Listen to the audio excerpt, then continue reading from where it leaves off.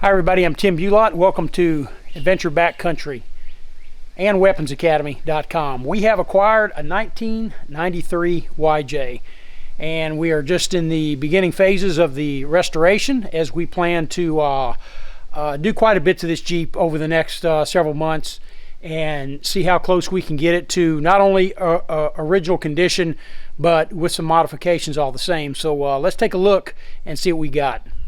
Okay, so we started with the front end modification. That's the first plan, is steering and suspension. It's got a 2.5-inch lift on it that's not in bad shape, so we're going to leave that alone, but we're going to replace brakes to include the calipers, rotors, shoes, etc.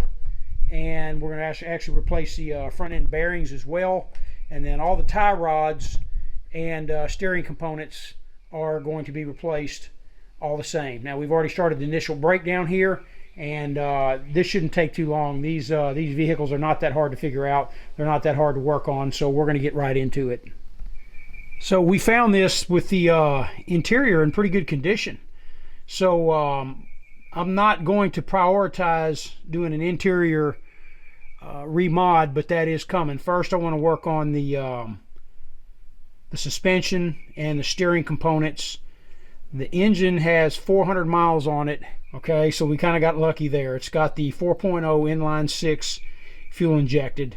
It's been sitting up for a while, so just from the fact that it's been sitting up, it's gonna need some repair work. It's got a couple of leaking seals, but we're gonna take care of that. So anyway, we're real excited about this project. I've wanted a YJ for quite a while, actually for years.